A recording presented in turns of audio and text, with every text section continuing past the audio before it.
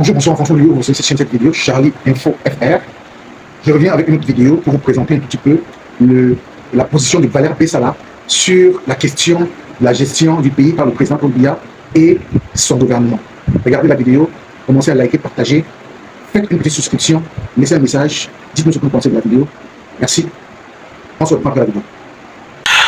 Mesdames et messieurs, bonjour et surtout merci de me regarder juste pour vous faire comprendre que vous serez désormais habitué avec ce que je baptise le regard de Perfecto. C'est quoi le regard de Perfecto? C'est cette rubrique qui voudrait que nous puissions avoir quelques observations, une analyse en commentaire sur certains faits sociaux au Cameroun, mais également aussi de manière régulière une analyse sur les faits qui concernent le continent africain. Le regard de Perfecto sera simplement là pour susciter le débat. Nous avons la ferme conviction qu'à travers le débat, à travers les avis, à travers les opinions, nous pourrons avoir tout simplement la vérité pour que nous puissions avoir une meilleure évolution, que ce soit au niveau du Cameroun, mais également au niveau du continent noir. J'appelle donc tout simplement tous ces internautes, tous ces citoyens, tous ces décideurs à souvent être scotchés, à regarder le regard de Perfecto.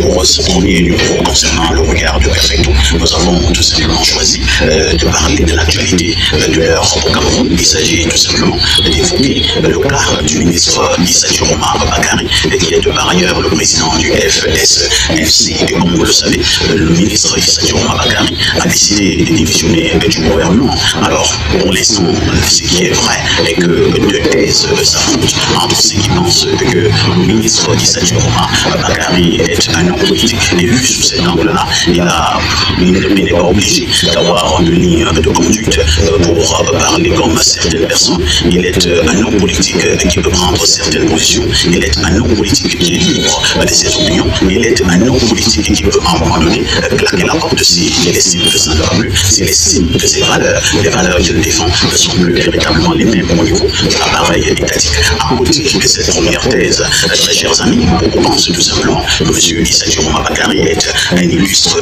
traître, que M. Issa Dioma Bakary vient tout simplement de commettre une erreur politique grave. Il pense que le président Paul Biya aura tout donné à ce ministre de la République et que, à quelques mois de l'élection présidentielle, M. Dioma vient tout simplement de poignarder le président Paul Biya dans le dos. De toutes les façons, quel est le regard que nous pouvons poser face à cette situation, ou tout au moins l'observation que nous pouvons poser de cette forte actualité au Cameroun? Quelques interrogations. Est-ce que M. Dioma reste un homme libre? Je pense que bien évidemment, M. Dioma reste un homme libre. C'est quoi un homme libre? Un homme libre, c'est celui qui peut prendre position. Un homme libre, c'est celui qui peut donner un certain nombre d'avis. Un homme libre, c'est celui qui assume effectivement ses positions. Surtout que là, nous sommes encore en politique. Est-ce que c'est parce que M. Dioma aura bénéficié de la magnanimité de la main du chef de l'État, son excellence Paul Biya, au travers d'un décret présidentiel, et qu'il n'a plus le droit de pouvoir dire ce qu'il pense et probablement de penser ce qu'il dit?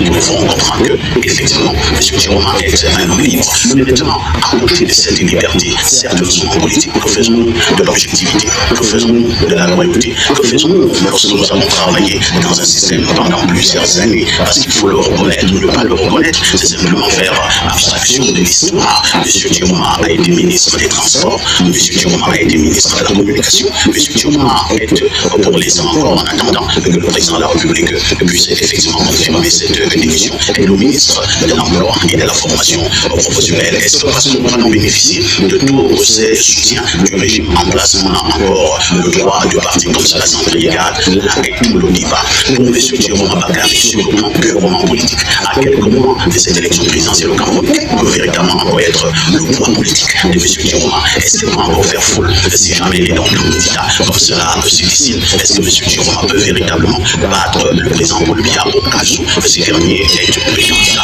à l'élection présidentielle de 2025 au Cameroun? De toutes les façons, nous ne soyons pas naïfs, nous ne soyons pas dupes.